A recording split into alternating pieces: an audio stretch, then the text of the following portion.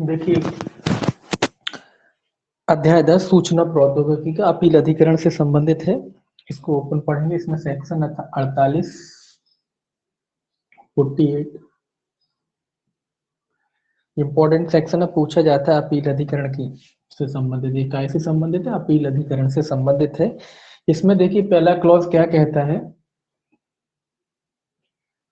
पहला क्लॉज कहता है कि भारतीय दूरसंचार विनियामक प्राधिकरण अधिनियम 1997 की धारा 14 के अधीन स्थापित दूरसंचार विवाद समाधान और अपील अधिकरण वित्त अधिनियम 2017 के अध्याय 6 के भाग 14 के प्रारंभ से ही इस अधिनियम के प्रयोजनों के लिए अपील अधिकरण होगा और उक्त अधिकरण इस अधिनियम द्वारा या उसके अधीन उसे प्रदत्त अधिकारिता शक्तियों और प्राधिकार का प्रयोग करेगा। तो ये कह रहे हैं कि ये भारतीय दूरसंचार विनियामक जो प्राधिकरण अधिनियम है 1997 का, उसकी धारा 14 के अधीन स्थापित जो है दूरसंचार विवाद समाधान और अपील अधिकरण, कौन सा है? दूरसंचार, ये याद रखें बस,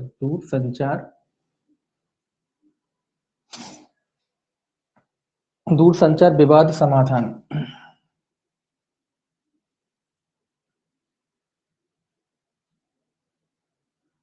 काफी बड़ा नाम है इसका, विवाद समाधान और अपील अधिकरण। विवाद समाधान और अपील अधिकरण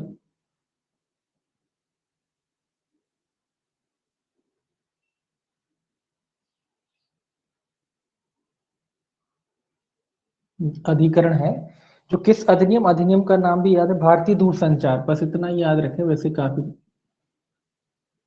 भारतीय दूरसंचार, ठीक है, इतना नाम रखने याद रखने से काम चल जाएगा आपका।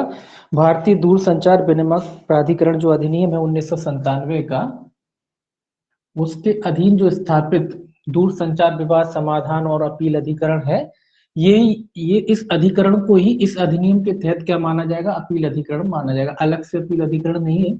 तो भारतीय दूरसंचार विनियामक प्राधिकरण जो है उसके अधीन जो दूरसंचार विवाद समाधान और अपील अधिकरण है, उसको भी इस अधिनियम के तहत क्या माना जाएगा? अपील अधिकरण माना जाएगा। ये कहा है इसके पहले क्लॉज में। बस आपको ये याद रखना, इतना सा याद रखना, भारतीय दूरसंचार जो है, बस इतना नाम याद रखें, भारतीय दूरसंचार विनियामक जो अधिकरण है, दूरसंचार विनियामक प्राधिकरण अधिनियम पूरा नाम है इसका 1997। तो इतना याद रखने से काम चल जाएगा कि भारतीय दूरसंचार, बाकी कौन सा 1997 का जो के अधीन जो स्थापित अपील अधिकरण है, वो अधिकरण भी जी आईटी एक्ट के तहत ही क्या माना जाएगा? अपील अधिकरण माना जाएगा। अलग से कोई अपील अधिकरण नहीं। दूसरा कहता है कि केंद्रीय सरकार विनिर्दिष्ट अधिसूचना में विषय और स्थान विनिर्दिष्ट करेगी जिसके संबंध में अपील अधिकरण अधिकारिता का प्रयोग करेगा। तो इसके विषय वगैरह के किन मामलों में ये अपील प्राधिकरण किन किन मामलों का क्या करेगा? विचारण करेगा। किन किन मामलों का कौन से स्थान पर विचारण करेगा, उसकी घोषणा कौन करेगा? केंद्र सरकार करेगी अधिसूचना द्वारा जारी करके। तो केंद्र सरकार अधिसूचना द्वारा बताएगी कि भाई ये किन मामलों का विचारण करेगा, किस स्थान पर विचारण करेगा, किस तरीके से विचारण करेगा। तो इसका निर्धारण किसके द्वारा किया जाएगा? इसका निर्धारण केंद्र सरकार के द्वारा किया जाएगा। ये आपको याद रखना, 2 पॉइंट याद रखना है, मोस्टली ये सेक्शन याद रखना है और थोड़ा ये अधिनियम का जो है नाम याद रखना है आपको। बस इसमें ये 2 चीजें आपको याद रखना है, सेक्शन याद रखना है और इस अधिनियम का नाम रखना है। किस अधिनियम के अधीन स्थापित जो अपील अधिकरण है, इस अधिनियम यानी आईटी एक्ट के तहत भी अपील अधिकरण माना जाएगा।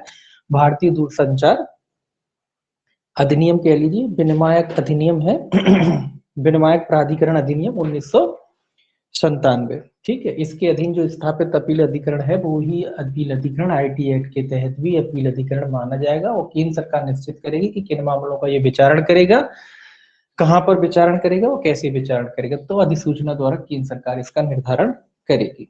इसके बाद जो 49 है वो 50 है, ये दोनों निश्चित हो चुके हैं, समाप्त हो चुके हैं। 49 और 50 जो सेक्शन है। इसके बाद 51, 52, 52 ए से 52 सी तक के जो है सेक्शन जो क्या हो चुके हैं, समाप्त कर दिए गए हैं। 51 भी समाप्त हो चुका है, 52 भी समाप्त हो चुका है। इसके बाद 52 ए था, 52 बी और 52 सी, ये भी समाप्त हो चुके हैं। इसके अलावा 52 डी बचा हुआ है। देखिए 52 डी देखिए कि सेक्शन क्या कहता है। 52 ये अभी बचा है। ये कहता है बहुमत द्वारा विनिश्चय, ये बहुमत द्वारा विनिश्चय है,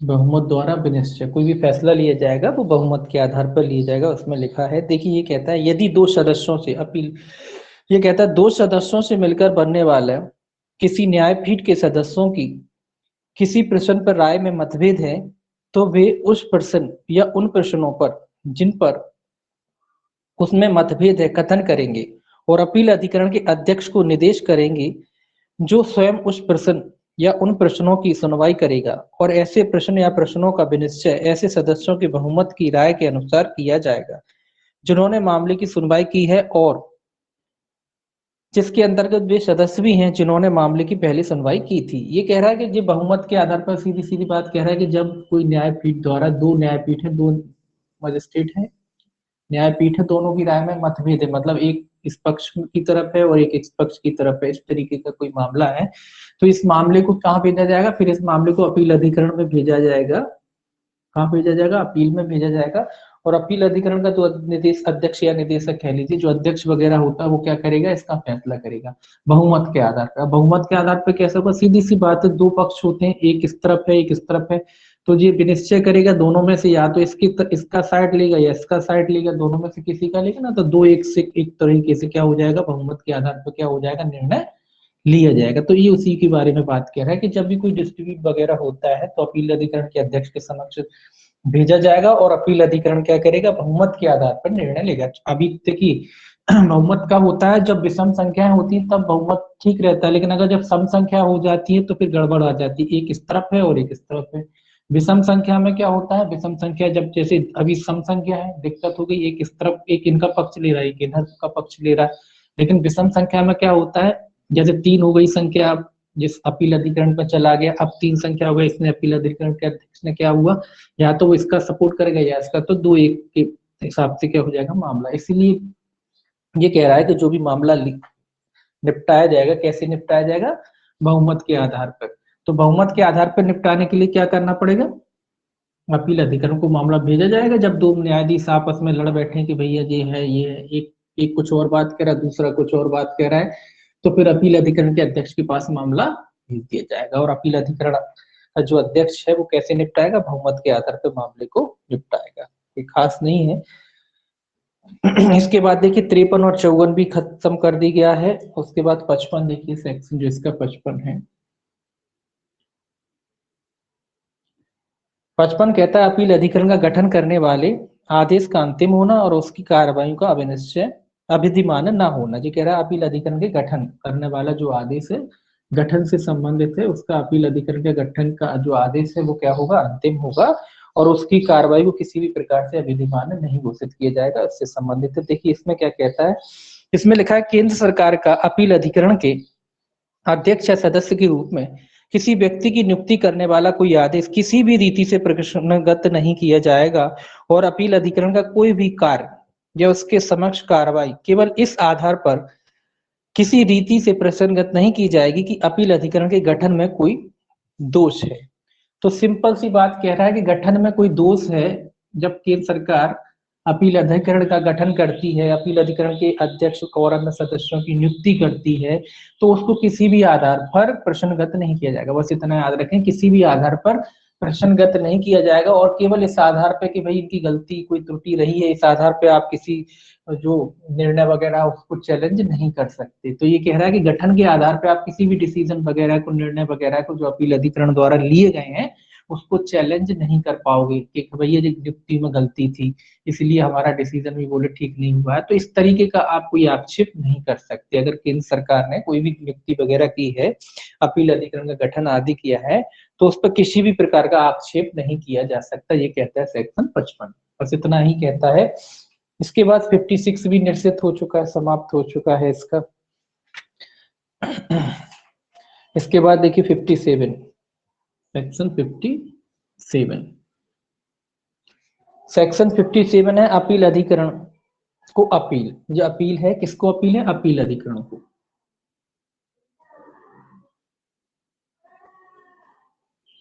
अधिकरण को अपील।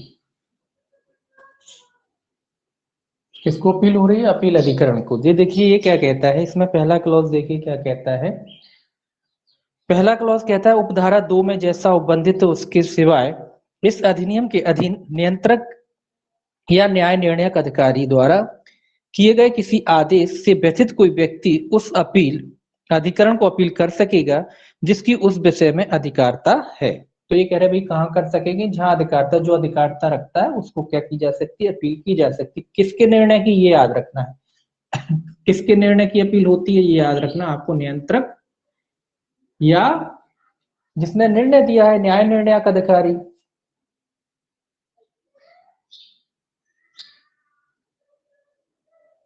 निर्णायक अधिकारी दो ही चीजों की हो सकती है ना, तो एक नियंत्रक के आदेश के विरुद्ध अपील हो सकती है या न्याय निर्णयक अधिकारी जिसके विरुद्ध भी आप जाना चाहें, जिसने न्याय किया है, जिसने न्याय निर्णयक अधिकारी का मतलब क्या है? जिसने डिसीजन दिया है वो। तो न्याय निर्णयक अधिकारी और नियंत्रक, ये याद रखना है किसके आदेश के विरुद्ध अपील होती है अपील अधिकरण में? नियंत्रक और न्याय निर्णयक अधिकारी के आदेश के खिलाफ आप जाते हैं। जब आप व्यथित होते हैं, आप दुखी होते हैं इनके आदेश से, तो आप कहाँ कर सकते हैं? अपील अधिकरण के समक्ष अपील कर सकते हैं। कहाँ करेंगे? जहां सामान्यतः इनकी अपील होती है, वहां जो अधिकारता रखने वाला अपील अधिकरण है वहां पे क्या करेंगे? आप इनके आदेश की अपील कर सकते हैं। दूसरा देखिए इसमें, तो इसमें ये दो चीजें याद रखना है, किसके आदेश की अपील होती है? नियंत्रक और न्याय निर्णयक अधिकारी के आदेश की अपील की जाती है। दूसरा देखिए, न्याय निर्णयक अधिकारी द्वारा पक्षकारों की सहमति से किए गए किसी आदेश के विरुद्ध अपील अधिकरण को नहीं होगी। न्याय निर्णयक अधिकारी द्वारा पक्षकारों की सहमति से किए गए किसी आदेश के विरुद्ध अपील अधिकरण में नहीं होगी। क्या मतलब कह रहा है ये? न्याय निर्णयक अधिकारी के आदेश के विरुद्ध पक्षकारों की सहमति से किए गए, ये तो आप जानते ही हैं, पक्षकारों की सहमति, ये तो आप जानते ही हैं भाई, सहमति क्या है? पक्षकारों की सहमति से किए गए, एक में पक्षकारों की सहमति से किए गए कोई भी निर्णय, ये तो आप जानते, नॉर्मल से नियम है कि जब जो कोई निर्णय पक्षकारों की सहमति से दिया जाता है तो उसकी कोई अपील नहीं होती। तो वही बात यहाँ लिखा है कि जब कोई निर्णय पक्षकारों की सहमति से दिया जाता है, जैसे दो पार्टी हैं और आपस में दोनों ने समझौता हो गया कि भाई ये ठीक है, जब राजीनामे के आधार पर, समझौते के आधार पर कोई फैसला सुनाया जाता है तो उसकी अपील नहीं होती। तो वही बात यहाँ लिखा है कि जब पक्षकारों की सहमति के आधार पर कोई फैसला सुनाया गया है किसी न्याय निर्णयक अधिकारी द्वारा, तो उस मामले की अपील अधिकरण में नहीं की जाएगी। तो यही बात यहाँ भी लिखी हुई है, नॉर्मल सी बात है कि जब सहमति के आधार पर आप लोगों का सहमति हो गया, दो पक्षकार थे, आपस में राजीनामा हुआ, उसके आधार पर कोई निर्णय सुना दिया गया। अब कोई पक्षकार चाहता है कि नहीं भाई इस निर्णय के खिलाफ वो ऊपर जाए, तो वो ऊपर नहीं जा पाएगा, यानी अपील अधिकरण में वो अपील नहीं कर पाएगा। जब सहमति के आधार पर कोई निर्णय सुनाया जाता है तो उसकी अपील सामान्यतः होती नहीं है। तो वही बात यहाँ पे शामिल की गई कि जब सहमति के आधार पर निर्णय हुआ है तो उसकी कोई अपील अधिकरण के समक्ष नहीं की जाएगी। तीसरा देखिए क्या देता है, उपधारा 1 के अधीन प्रत्येक अपील उस तारीख से जिसको नियंत्रक या न्याय निर्णय अधिकारी द्वारा किए गए आदेश की प्रति व्यथित व्यक्ति द्वारा प्राप्त की जाती है, 45 दिन की अवधि के भीतर फाइल की जाएगी और वह ऐसे प्रारूप में होगी और उसके साथ उतनी फीस होगी जो विहित की जाए। परंतु और देख लीजिए पहले, परंतु अपील अधिकरण उक्त 45 दिन की अवधि की समाप्ति के पश्चात अपील ग्रहण कर सकेगा यदि उसका यह समाधान हो जाता है कि उक्त अवधि के भीतर फाइल न किए जाने के लिए पर्याप्त कारण था। ये कह रहा है कि भाई अब जो अपील की समय अवधि के बारे में बात कह रहा है कि भाई जो अपील की आप करेंगे अपील अधिकरण में तो कितने दिन के भीतर करेंगे। तो ये क्या क्या क्या कह रहा है कि जब नियंत्रक या न्याय निर्णयक अधिकारी के आदेश से जो व्यथित व्यक्ति है, उस व्यथित व्यक्ति द्वारा जो अपील है, कितने दिन, बस आप इसमें याद रखिए कितने, 45 दिन, 45 दिन के भीतर क्या कर सकते हैं? आप अपील कर सकते हैं। जब आपको जो प्रति वगैरह है, निर्णय की जो प्रति वगैरह वो मिल जाती है, उसके मिलने के कितने दिन के भीतर? 45 दिन के भीतर आप अपील कर सकते हो। कहाँ कर सकते हो? अपील अधिकरण को। तो ये इंपॉर्टेंट डेट है, ये याद रखना है कि अपील आप कितने, अपील अधिकरण के समक्ष जब जो भी व्यथित व्यक्ति है, नियंत्रक के आदेश से व्यथित हो सकता है या न्याय निर्णयक अधिकारी के आदेश से व्यथित हो सकता है, ऐसा जो व्यक्ति है कितने दिन के भीतर जो है अपील फाइल कर सकता है अपील अधिकरण के समक्ष। तो जो भी तो इसमें याद रखना है आपको कि वो 45 दिन के भीतर क्या कर सकता है, अपील दाखिल कर सकता है। बस ये डेट याद रखना है, कितने दिन के भीतर अपील दाखिल कर सकता है, 45 दिन के भीतर अपील दाखिल कर सकता है। परंतु तो आप जानते हैं परंतु भी ये कहता है कि भैया 45 दिन के भीतर भी बाद भी अपील अधिकरण अगर चाहे तो अपील को ग्रहण कर सकता है, अगर उसको ये लगता है कि पर्याप्त कारण थे जिस वजह से ये जो है अपील 45 दिन के भीतर कोई व्यक्ति पेश नहीं कर पाया। तो ये तो एक अपवाद तो आप सब में रहता है, तो इसमें भी वही अपवाद है कि अपील अधिकरण को जब लगता है कि भाई जो 45 अगर कोई व्यक्ति 45 दिन के भीतर अपील दाखिल नहीं कर पाया और उसके लिए कोई उपयुक्त कारण है और अपील अधिकरण उन कारणों से अगर सहमत है तो वो 45 दिन के बाद भी अपील को ग्रहण कर सकता है, ठीक है ना। अगर उपयुक्त कारणों से लगते हैं तो वो 45 दिन के बाद भी क्या कर सकता है, अपील को ग्रहण कर सकता है। तो इसमें अभी याद रखना है कि 45 दिन के भीतर क्या कर सकता है, कोई व्यक्ति अपील कर सकता है। अब दूसरा चौथा देखिए इसका यहाँ लिखिए, चौथा क्या कहता है, चौथा कहता है अपील अधिकरण उपधारा 1 के अधीन अपील की प्राप्ति पर अपील के पक्षकारों को सुनवाई का अवसर देने के पश्चात उस आदेश पर जिसके विरुद्ध अपील की गई है उसकी पुष्टि उपांतरण या अपास्य करने वाला ऐसा आदेश पारित कर सकेगा जो वह उचित समझे। ये तो आप जानते हैं, सुनवाई जब अपील हो गया तो उस पर क्या करेगा अपील अधिकरण, सुनवाई सुनवाई करेगा, पक्षकारों की क्या करेगा, सुनवाई करेगा। सुनवाई करने के बाद क्या कर सकता है अपील, सीधी सी बात है कुछ भी कर सकता है। कुछ भी का मतलब क्या है, क्या क्या कर सकता है वो, जब तो सब पक्ष का जो भी दोनों पक्षकार है उनको दोनों को अवसर दे दिया है, उनको अपना अपना पक्ष रखने का मौका दे दिया है, दोनों ने अपनी बातें रख ली है, तो अपील अधिकरण क्या कर सकता है, उसकी पुष्टि कर सकता है आदेश की, उसे उपास्त कर सकता है या अन्य कोई आदेश पारित कर सकता है जो वो आवश्यक समझे। क्या कर सकता है, पुष्टि कर सकता है ना, आदेश की पुष्टि कर सकता है, अपास्त कर सकता है ना, या अन्य कोई आदेश जो वो उचित समझे, अन्य कोई आदेश भी पारित कर सकता है, पुष्टि कर सकता है, अपास्त कर सकता है, या अन्य कोई जो आदेश वो उचित समझता है, कुल मिला के जो निर्णय वो उचित समझता है वो आदेश वो दे सकता है। कब दे सकता है, जब दोनों पक्षकारों को दोनों को सुनवाई का मौका दे दिया गया, दोनों पार्टियों को उसने सुन लिया, उसके बाद निराकरण निकालेगा ना, जो भी उसको ठीक लगेगा या तो मामले को पुष्ट कर देगा या अपास्त कर देगा या अन्य कोई या आदेश जो वो उचित समझे वो आदेश पारित कर सकता है। तो इसमें यही लिखा है चौथे क्लॉज में। अब देखिए पांचवा क्या कहता है इसका,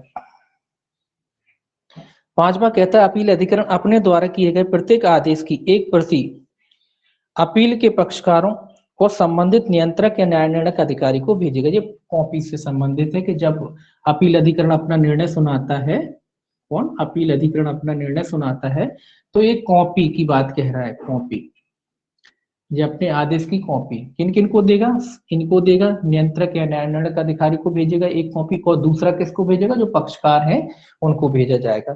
तो उसी के बारे में कहता है नियंत्रक या न्याय निर्णय अधिकारी को अपने द्वारा किए गए आदेश की एक प्रति अपील पक्षकारों और नियंत्रक या न्याय, तो किसको भेजेगा, पक्षकारों को तो देगा ही देगा, पक्षकारों को दी जाएगा और नियंत्रक और न्याय निर्णय अधिकारी जो इनके लिखे इनको भी एक एक कॉपी दी जाएगी कि भाई क्या फैसला हुआ, क्या इन्होंने डिसीजन लिया, तो उसकी एक कॉपी इनको भी दी जाएगी। अब पक्षकारों को दी जाती है, इसके अलावा नियंत्रक और न्याय निर्णय अधिकारी इनके आदेश के खिलाफ अपील हुई थी ना, तो इनको भी एक एक कॉपी दी जाएगी, उसके बारे में है। छठवा देखिए क्या कहता है, छठवा कहता है उपधारा 1 के अधीन अपील अधिकरण के समक्ष फाइल की गई अपील यथासंभव शीघ्र निपटाई जाएगी और अपील की प्राप्ति की तारीख से 6 माह के भीतर अपील को अंतिम रूप से निपटाने के लिए प्रयास किया जाएगा। ये अवधि जो है जोड़ दी गई है कि 6 माह के भीतर, ये याद रखना 6 माह के भीतर अपील अधिकरण अपील को निपटाने की कोशिश करेगा। क्या करेगा, कोशिश करेगा। ऐसा नहीं कि भाई 6 माह से ज्यादा हो गए तो आप कहोगे नहीं साहब अधिनियम तो क्या, अधिनियम ये नहीं कह रहा कि 6 माह में ही निपटाएगा, अधिनियम कह रहा है कि कोशिश करेगा, संभवतः कोशिश की जाएगी कि मामला 6 माह में निपट जाए। तो ये 6 माह की एक तारीख निश्चित कर दी गई है कि अपील अधिकरण क्या करेगा, अपील अधिकरण 6 माह के भीतर मामले को निपटाने की कोशिश करेगा। तो एक तरीके से लिमिट जोड़ दी गई भैया 6 माह के। कुछ अपवादिक परिस्थितियां हो जाती हैं कभी कभी के 6 माह से आगे खिंच जाता है तो उसमें कारण लिख दिए जाते हैं, लेकिन अपील अधिकरण जो है मामले को कितने माह के भीतर निपटाने की कोशिश करेगा, 6 माह के। तो आपको तो केवल इतना याद रखना कि 6 माह के भीतर क्या करेगा, अपील अधिकरण जो है अपील के मामले को निपटाने की कोशिश करेगा, कोशिश करेगा, ठीक है। तो याद रखना, ये याद रखना है आपको पहले तो कि किन के आदेश की अपील होती है, इसमें ये याद रखना है। 57 में नियंत्रक और न्याय निर्णय अधिकारी के आदेश के खिलाफ अपील होती है अपील अधिकरण के समक्ष। दूसरा आपको ये याद रखना है कि अपील जो है कितने दिन में होती है, अपील आपको याद रखना है कि 45 दिन के भीतर की जाती है। तीसरा आपको ये याद रखना है कि अपील का जो निर्णय है, फैसला अपील अधिकरण जो है अपील को कोई भी मामले को कितने दिन के भीतर निपटाने का प्रयास करेगा, 6 माह के भीतर निपटाने का प्रयास करेगा। ये सारी, और ये तो आप जानते हैं कि पक्षकारों की अगर सहमति के आधार पर कोई अपील की गई है कोई, तो उसके मामले में कोई अपील नहीं होती है, ये तो आप जानते हैं। तो इसमें 2 या 3 पॉइंट हैं जो आपको याद करके रखने हैं। किसके आदेश के खिलाफ अपील होती है, कितने दिन में होती है और कितने दिन में उसको निपटारा किया जाता है, उसका निराकरण किया जाता है। तो ये 3 चीजें आपको याद रखना है। सेक्शन तो याद रखना ही है, सेक्शन भी याद रखना है। तो ये भी 3 चीजें आपको इसमें याद रखना है। इसके बाद देखिए सेक्शन 58। सेक्शन 58 क्या कहता है? सेक्शन 58 कहता है अपील अधिकरण की शक्तियां और प्रक्रिया। तो ये शक्ति और प्रक्रिया क्या है? शक्ति किसकी? अपील अधिकरण की है शक्ति और प्रक्रिया, कि भाई इनको क्या शक्ति होगी और ये किन प्रक्रियाओं का पालन करेंगे। तो ये देखिए क्या क्या शक्ति हैं। पहला इसका देखते हैं क्लॉज। पहला क्लॉज कहता है अपील अधिकरण सिविल प्रक्रिया संहिता 1908 द्वारा अभिकथित प्रक्रिया से आबद्ध नहीं होगा, किंतु नैसर्गिक न्याय के सिद्धांतों से मार्गदर्शित होगा और इस अधिनियम के अन्य उपबंधों तथा किन्हीं विनियमों नियमों के अधीन होगा। अपील अधिकरण को अपनी प्रक्रिया को जिसके अंतर्गत वह स्थान भी है जहां वह अपनी बैठकें होगी विनियमित करने की शक्ति होगी। तो देखिए क्या क्या कह रहा है ये क्या कह रहा है कि अपील अधिकरण जो इस अधिनियम के तहत स्थापित किया गया है वो सिविल प्रक्रिया संहिता द्वारा अधिकथित प्रक्रिया से आबद्ध नहीं होगा, यानी सिविल प्रक्रिया से ये बंधा नहीं होगा। जो अपील अधिकरण है, ये इंपॉर्टेंट है, ये याद रखना है कि जो अपील अधिकरण है वो सिविल प्रक्रिया से बंधा नहीं है कि भाई वो सिविल प्रक्रिया से बंधा हो या उसके नियमों का ये पालन करे, ऐसा कोई नहीं है। हाँ, ये जरूर याद रखना है कि नैसर्गिक कैसे सिद्धांतों का पालन करेगा?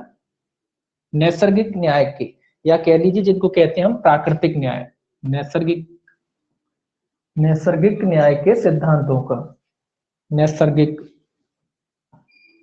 न्याय, ये याद रखना है आपको, नैसर्गिक न्याय के सिद्धांतों का पालन करेगा। और जो इस अधिनियम के तहत जो नियम वगैरह बनाए गए हैं उन नियमों का वो पालन करेगा। तो ये क्वेश्चन इतिहास से ये इंपॉर्टेंट है कि जो अपील अधिकरण है किन सिद्धांतों का पालन करता है? नैसर्गिक न्याय के सिद्धांतों का पालन करता है। साथ ही साथ इस अधिनियम में जो बनाए गए नियम वगैरह है उन नियमों का पालन करता है। तो इस अधिनियम के तहत जो नियम बनाए हैं उनका तो पालन करता है। तो ये याद रखना है कि सीपीसी से जो आबद्ध नहीं है, बंधा हुआ नहीं है, यानी सीपीसी के प्रोविजन जो फॉलो करा ऐसा कुछ नहीं है इसमें कि उससे बाध्य हो कि भाई ये इस तरीके से जो सीपीसी में जो प्रोसीजर दी, जो प्रक्रिया थी उसका पालन करना इसके लिए आवश्यक नहीं है।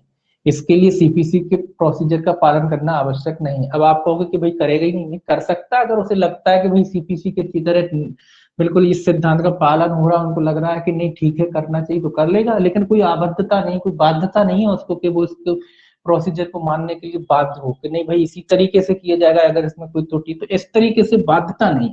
आप कहो कि नहीं कर सकता, कर सकता, बिल्कुल कर सकता, अगर उसे लगता है करना चाहिए तो कर लेगा, नहीं लगता तो नहीं करेगा, मतलब उसके ऊपर कोई बाध्यता नहीं।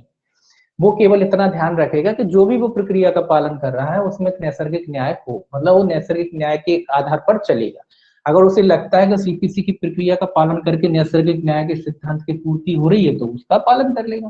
तो लेकिन उस पर कोई बाध्यता नहीं है कि भाई वो उसकी पालन ही करेगा, ठीक है। तो ये याद रखना है कि वो सीपीसी की जो प्रक्रिया है उससे बंधा नहीं है, बस वो इतना ध्यान रखेगा कि नैसर्गिक न्याय के सिद्धांत का पालन किया जा रहा है और इस अधिनियम के तहत जो नियम वगैरह बनाए हैं उनके अधीन रहते हुए क्या करेगा, वो कार्य करेगा। तो ये इंपॉर्टेंट है, किस सिद्धांत का पालन करता है? नैसर्गिक न्याय के सिद्धांत का पालन करता है। दूसरा देखिए इसमें, दूसरा कहता है अपील अधिकरण को इस अधिनियम के अधीन अपने कृत्यों के निर्वहन के प्रयोजनों के लिए निम्नलिखित विषय के संबंध में शक्तियां होंगी किसी वाद या विचारण करते समय जो सिविल प्रक्रिया संहिता के अधीन सिविल न्यायालय में निहित हैं। तो ये कह रहा है कि भैया इनको कौन सी शक्तियां होंगी जो सिविल न्यायालय में निहित हैं? सिविल न्यायालय को जो शक्तियां होती हैं, सिविल न्यायालय को जो शक्तियां होती हैं वो अपील अधिकरण को भी शक्तियां होगी। कौन सी शक्तियां होती हैं सिविल न्यायालय को? ये संबंध वगैरह करना, वो सारी शक्तियां इनको होगी। इसमें देखिए लिखने की वैसे जरूरत नहीं है। किसी व्यक्ति को समन करना, हाजिर कराना या शपथ पर उसकी परीक्षा करना, तो ये कॉमन शक्तियां हैं। समन करना, है ना, शपथ पर परीक्षा करना, ये सिविल, शपथ पर परीक्षा करना, ये सब शक्तियां जो सिविल न्यायालय की होती है वो सारी शक्तियां इसको भी होंगी। दस्तावेजों या इलेक्ट्रॉनिक अभिलेख को प्रकट करने और पेश करने की अपेक्षा करना, किसी व्यक्ति से कोई दस्तावेज वगैरह मंगाना, है ना, वो भी शक्तियां होंगी जो सिविल न्यायालय को होती हैं। शपथ पर साक्ष्य ग्रहण करना जो सिविल न्यायालय की शक्तियां होती हैं। साक्ष्यों या दस्तावेजों की परीक्षा के लिए कमीशन आदि निकालना, अपने विनिश्चयों का पुनर्वलोकन करना, किसी आदेश को व्यतिक्रम पर खारिज करना, एक पक्षीय विनिश्चय करना, व्यतिक्रम मतलब डिले हो गया उसके आधार पर खारिज कर देना, और एक पक्षीय एक्स पार्टी भी फैसला कर देना, ये सारे जो सिविल न्यायालय को शक्तियां होती हैं इसको होंगी।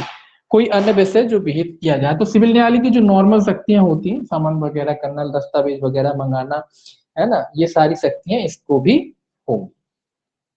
तो अभी आप देखोगे यहाँ लिख रहा है सिविल न्यायालय की शक्तियों का प्रयोग करेगा, ऊपर लिख रहा है कि सीपीसी से आबद्ध नहीं। आबद्ध नहीं का मतलब ये बंधा नहीं है। कोई ये नहीं कह सकता कि भाई ये जो सीपीसी की प्रोसीजर है भाई इसने इसका पालन नहीं किया, इसमें त्रुटि हो गई, बोले गलत हो गया। वो तो बस इतना देखेगा कि नैसर्गिक न्याय के सिद्धांतों का पालन हो रहा है या नहीं हो रहा है ना, तो वो इससे बद्ध है, इससे बद्ध नहीं है ना, बस ये है, और कोई नहीं है। सिविल न्यायालय की क्या होगी, इसको सारी शक्तियां होंगी, जो समन वगैरह वगैरह जो चीज होती है, किसी को बुलाना, साक्ष्यों को बुलाना, वो समझ सकती हैं, इसको होंगी। अपील अधिकरण को आगे देखिए क्या कहता है। अपील अधिकरण के समक्ष प्रत्येक कार्रवाई भारतीय दंड संहिता की धारा 193 और धारा 228 के अर्थांगत और धारा 196 के प्रयोजनों के लिए न्यायिक कार्रवाई समझी जाएगी, और अपीली अधिकरण दंड प्रक्रिया संहिता की धारा 195 और अध्याय 26 के सभी प्रयोजनों के लिए सिविल न्यायालय समझा जाएगा। ये याद रखना है आपको कि ये कह रहा है भारतीय दंड संहिता आईपीसी की जो धारा है 193 से लेके कहां तक की कह रहा है, 193 और 228, सॉरी 193 और 228 के तहत जो कार्रवाइयां होती हैं इसमें लिखा कैसी कार्रवाई समझी जाएंगी, न्यायिक। इनके तहत जो भी वो कार्रवाई करेगा, कैसी कार्रवाई करेगा, उसको कैसी कार्रवाई समझी जाएगी, न्यायिक कार्रवाई समझी जाएगी। और धारा 195 के अध्याय 26, ये कह रहा है धारा 195 का चैप्टर 26 के तहत जो कार्रवाई की जाती है उसके प्रयोजनों के लिए इसे कौन सा न्यायालय माना जाएगा, ये याद रखना है, सिविल न्यायालय माना जाएगा। कैसा न्यायालय माना जाएगा, सिविल न्यायालय। ये याद रखना है आपको, इसको क्या माना जाएगा, सिविल न्यायालय, ना कि क्रिमिनल न्यायालय। क्या माना जाएगा, सिविल न्यायालय माना जाएगा। तो ये सारी चीजें इसमें दी गई हैं। अब देखिए 59 क्या कहता है, सेक्शन 59। सेक्शन 59 क्या कहता है, सेक्शन 59 कहता है विधिक प्रतिनिधित्व का अधिकार। विधिक प्रतिनिधित्व का अधिकार, विधिक प्रतिनिधित्व।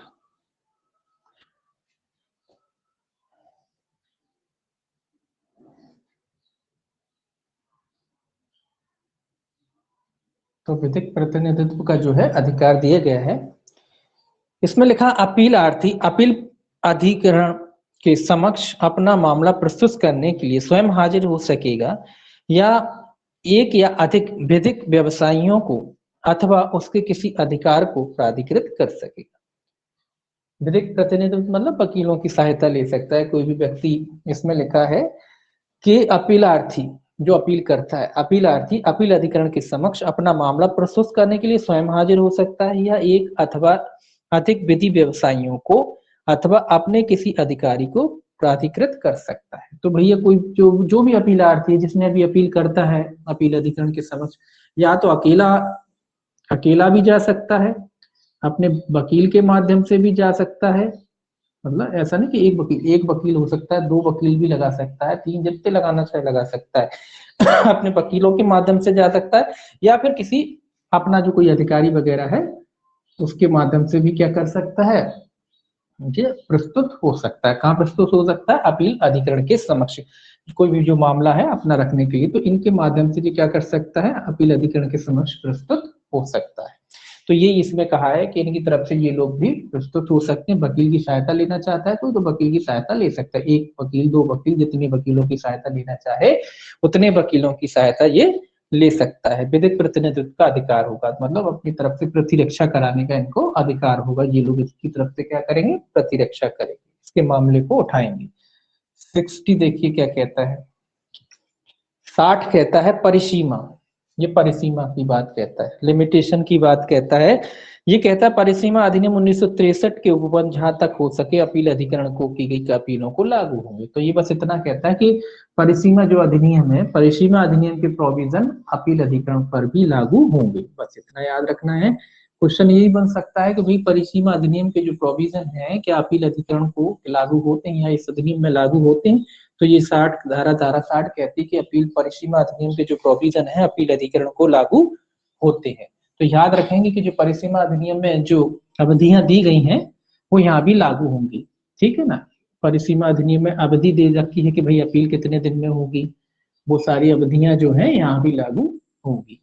तो ये कह रहा है कि अपील अधिकरण के समक्ष जो परिसीमा अवधि के परिसीमा उपबंध है जहां तक अपील अधिकरण में को अपील की गई है लागू होंगे, जहां तक संभव हो, जहां तक हो सके लागू होंगे। जहां तक हो सके लागू होंगे का मतलब ये होता है कि जहां तक इस अधिनियम से वो बिल्कुल ठीक है वहां तक वो लागू होंगे। जहां अलग से कोई प्रोविजन कर दिया है तो फिर जो प्रोविजन किया है वो लागू होगा, नहीं तो फिर अपील अधिकरण के क्या कहते हैं ये आपके लिमिटेशन एक्ट है उसके प्रोविजन लागू होंगे। अगर किसी में प्रोविजन अलग से प्रोविजन कर दिया तो फिर वही लागू होता है, अगर नहीं किया है तो फिर लिमिटेशन एक्ट के जो प्रोविजन है वो लागू होंगे जहां तक संभव हो। ठीक है। 61 क्या कहता है, 61 कहता है सिविल न्यायालय की अधिकारिता का ना होना। सिविल न्यायालय की अधिकारिता का वर्जन है एक तरीके से कि न्यायालय की अधिकारिता का वर्जन है 61 में सिविल न्यायालय की। ये कहता है ऐसे किसी विषय के बाबत जिसके संबंध में इस अधिनियम के अधीन नियुक्त कोई न्याय निर्णय अधिकारी या इस अधिनियम के अधीन गठित कोई अपील अधिकरण इस अधिनियम द्वारा या उसके अधीन अवधारित करने के लिए सशक्त है, कोई वाद या कार्रवाई ग्रहण करने की किसी न्यायालय की अधिकारिता नहीं होगी और इस अधिनियम द्वारा या उसके अधीन प्रदत्त किसी शक्ति के अनुसरण में की गई या की जाने वाली किसी कार्रवाई की बाबत किसी न्यायालय या अन्य अधिकारी या प्राधिकारी अन्य प्राधिकारी द्वारा कोई व्यादेश अनुदत्त नहीं किया जाएगा। ये क्या कह रहा है, सिंपल सी बात कह रहा है कि जब कोई मामला इस अधिनियम के तहत किसी अपील अधिकरण या कोई न्याय निर्णय जो अधिकारी है उसके समक्ष चल रहा है तो उसमें कोई भी सिविल न्यायालय को उस वाद को या उस कार्रवाई को ग्रहण करने की अधिकारिता नहीं होगी। 61 में क्या कह रहा है कि जब कोई वाद जब कोई कार्रवाई है ना इस अधिनियम के तहत चालू है, इस अधिनियम के तहत चली कोई अपील अधिकरण में चल सकती है या किसी कोई न्याय निर्णय अधिकारी के समक्ष चल सकती है, तो ऐसी कार्रवाई में किसी सिविल न्यायालय को या किसी अन्य अधिकारी को कोई वाद या कार्रवाई चल रही है इस अधिनियम के तहत उसको ग्रहण करने की अधिकारिता नहीं होगी। तो ये याद रखना है कि जब इस अधिनियम के तहत कोई कार्रवाई चलती है किसी अधिकारी या न्याय निर्णय अधिकारी कह लीजिए या अपील अधिकरण कह लीजिए उसके समक्ष कोई कार्रवाई चल रही तो कोई सिविल न्यायालय या अन्य कोई अधिकारी उस कार्रवाई को ग्रहण नहीं करेगा। बस इतना से याद रखना। ऐसा इसलिए किया गया कि दो समानांतर कार्रवाइयां हो जाएंगी ना, यहाँ भी चल रही है आपने सिविल न्यायालय में भी ठोक दी फिर वहां भी चल रही, तो ऐसे समानांतर कार्रवाइयां ना चले इसलिए ये प्रोविजन कर दिया गया कि जब यहाँ कार्रवाई चल रही है तो यहाँ का न्यायालय यानी सिविल न्यायालय जो बाद का न्यायालय है वो किसी कार्रवाई को ग्रहण नहीं करेगा, है ना। अगर दो दो जगह कार्रवाइयां चलेंगी तो क्या होगा, फिर मतभेद हो जाता है कि भाई किसका माने, बोले सिविल न्यायालय बड़ा है वो कहेंगे ये यहाँ बड़ा है, तो इस तरीके का कंट्राडिक्शन ना हो इसलिए करा गया है। जब एक जगह कार्रवाई चल रही है अधिनियम के तहत कार्रवाई चल रही है तो अन्य तो क्या है न्यायालय के द्वारा अन्य कोई कार्रवाई नहीं की जाएगी। देखिए अब क्या कहता है उच्च न्यायालय को अपील, 61 क्या कहता है उच्च न्यायालय को अपील, 62 सॉरी सेक्शन 61 अपील न्यायालय की अधिकारिता न हो, सेक्शन 62 उच्च न्यायालय को अपील या हाई कोर्ट को अपील। ठीक है। ये कहता है अपील अधिकरण के किसी विनिश्चय आदेश से व्यथित कोई व्यक्ति ऐसे विनिश्चय आदेश से उद्भूत होने वाले तथ्य या विधि के किसी प्रश्न पर अपील अधिकरण के विनिश्चय या आदेश की उसे संसूचना की तारीख से 60 दिन के भीतर उच्च न्यायालय को अपील कर सकेगा। परंतु यदि उच्च न्यायालय का यह समाधान हो जाता है कि अपीलार्थी उक्त अवधि के भीतर अपील फाइल करने से पर्याप्त कारण से निवारित हो गया था तो वह ऐसी और अवधि के भीतर जो 60 दिन से अधिक की नहीं होगी अपील फाइल करने के लिए अनुज्ञात कर सकेगा। ये क्या कह रहा है भाई, अपील अधिकरण के किसी विनिश्चय आदेश से व्यथित कोई व्यक्ति है जो, अब इनकी कुल मिला के ये कह रहा है अपील अधिकरण के आदेश से जो कोई व्यक्ति व्यथित है, दुखी है ना, कि तो कहाँ अपील कर सकता है। सीधी सीधी बात ये कह रहा है कि अपील अधिकरण के आदेश से भी व्यथित हो सकता है। कोई व्यक्ति अपील किया, अब उसको लगता है कि जो अपील अधिकरण है उसका फैसला भी उसको लगता है कि ठीक नहीं दिया इन्होंने, ठीक से इन्होंने विचारण वगैरह नहीं किया, उसके हक में नहीं आया कुल मिला के, तो क्या कर सकता है, कहाँ अपील कर सकता है वो व्यक्ति, हाई कोर्ट में अपील कर सकता है। कितने दिन के भीतर करेगा, इसमें लिखा है 60 दिन के भीतर, ये याद रखना है आपको, 60 दिन के भीतर क्या कर सकता है, अपील अधिकरण के समय, सॉरी हाई कोर्ट के अंदर क्या कर सकता है, अपील अधिकरण के आदेश की अपील कर सकता। तो सेक्शन याद रखना है 62, और ये याद रखना है कि हाई कोर्ट के अंदर अपील की जा सकती है 60 दिन के भीतर। लेकिन परंतु इसमें देखिए परंतु क्या कहता है, परंतु कहता है यदि उच्च न्यायालय का यह समाधान हो जाता है कि अपीलार्थी उक्त अवधि के भीतर अपील फाइल करने से पर्याप्त कारण से निवारित हो गया था, तो वह ऐसे और अवधि के भीतर जो 60 दिन से अधिक की नहीं होगी अपील फाइल करने के लिए अनुज्ञात कर सकेगा। तो क्या कह रहा है कि भैया जब अपील, परंतु क्या कह रहा है कि जब हाई कोर्ट को लगता है कि भैया कोई अन्य कारण थे जिसकी वजह से जो व्यक्ति 60 दिन के भीतर अपील फाइल नहीं कर पाया, या तो अपील हाई कोर्ट क्या कर सकता है, 60 दिन से और अधिक, मतलब 60 दिन की अवधि और बढ़ा सकता है। 60 दिन से अधिक नहीं बढ़ाएगा, जितनी भी वो चाहे 30 दिन बढ़ा सकता है, लेकिन 60 दिन से अधिक की नहीं बढ़ाएगा।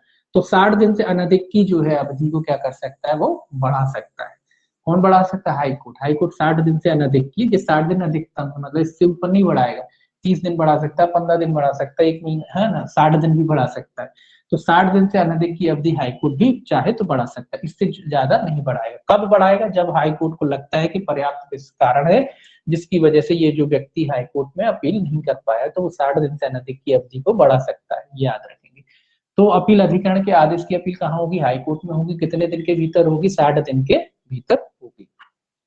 इसके बाद है प्रेषण अपराधों का शमन, 63, सेक्शन 63, ये समन के मामले में है, अपराधों का शमन। समन तो आप जानते ही हैं, समन का क्या अर्थ है। देखिए पहला क्लॉज क्या कहता है इसमें, ये कहता है इस अधिनियम के अधीन कोई उल्लंघन न्याय निर्णय कार्रवाई के संस्थापन के पूर्व या पश्चात यथास्थिति नियंत्रक या उसके द्वारा इस निमित्त विशेष रूप से प्राधिकृत किसी अन्य अधिकारी द्वारा या न्याय निर्णय अधिकारी द्वारा ऐसी शर्तों के अधीन रहते हुए जो नियंत्रक या ऐसे अन्य अधिकारी द्वारा विनिर्दिष्ट की जाए समन किया जा सकेगा।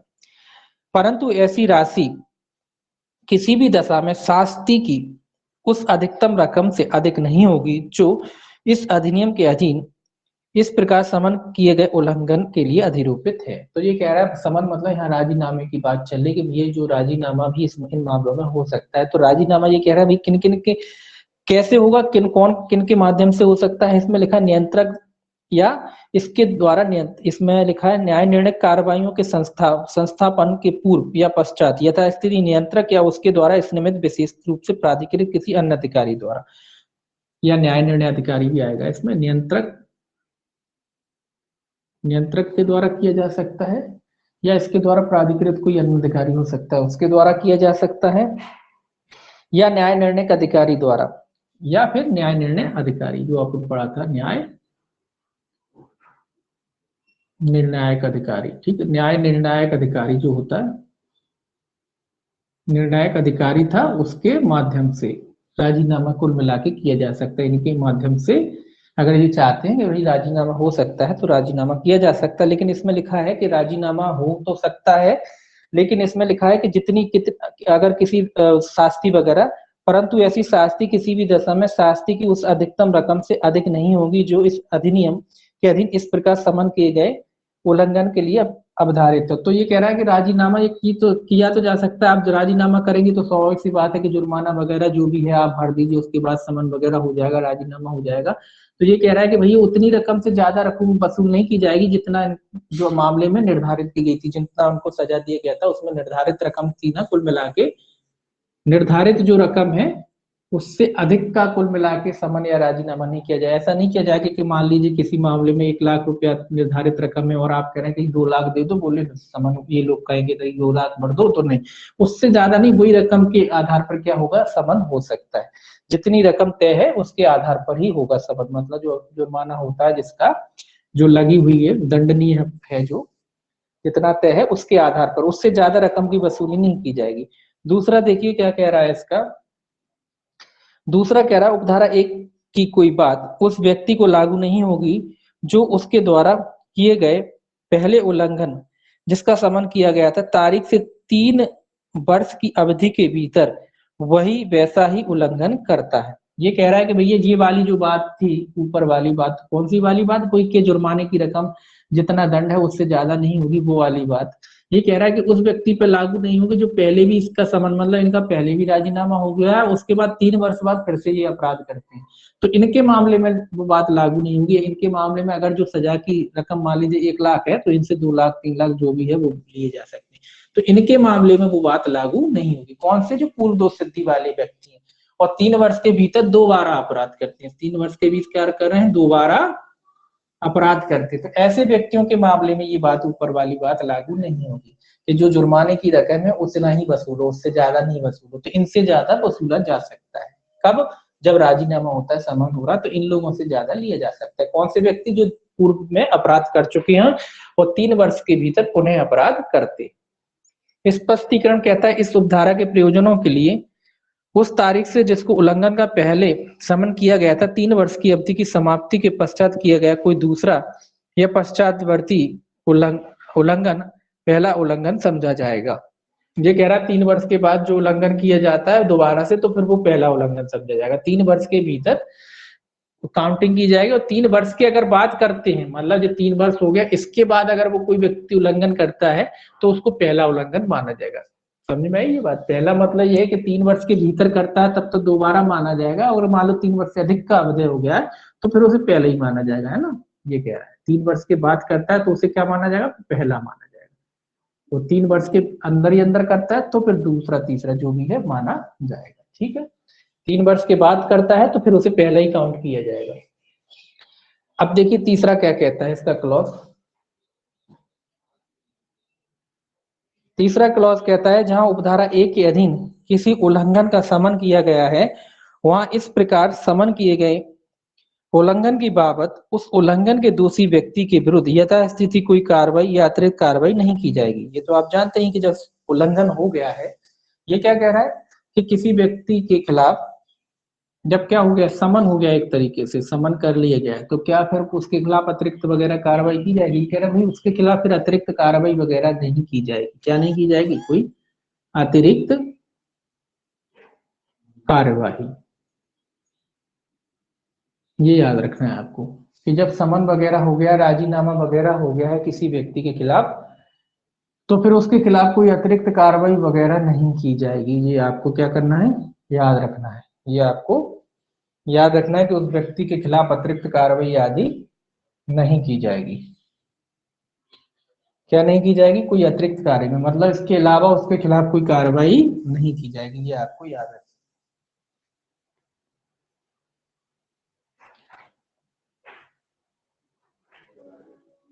अब देखिए 64, सेक्शन 64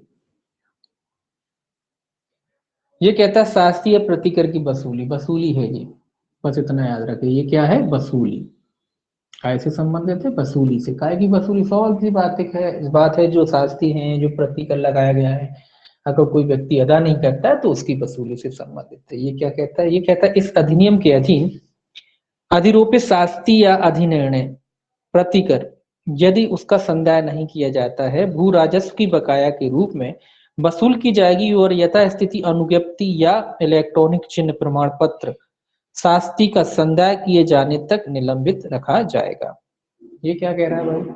ये कह रहा है, बस इतना याद रखें पहले तो, कैसे वसूली जाएगी? भू राजस्व की जैसे। भू राजस्व, अगर कोई व्यक्ति वगैरह, कोई व्यक्ति जो भी शास्ती लगाई गई थी, जुर्माना लगाया गया था, वो अगर चुकाता नहीं है तो उसकी वसूली कैसे की जाएगी? जैसे कि वो भू राजस्व हो, और उसको भू राजस्व के जैसा ही वसूल किया जाएगा। और यथास्थिति अगर उसकी अनुज्ञप्ति लाइसेंस वगैरह है, कोई इलेक्ट्रॉनिक चिन्ह वगैरह है, उसको भी निलंबित रखा जाएगा। कब तक निलंबित रखा जाएगा? जब तक वो रकम वसूल नहीं कर ली जाती है ना।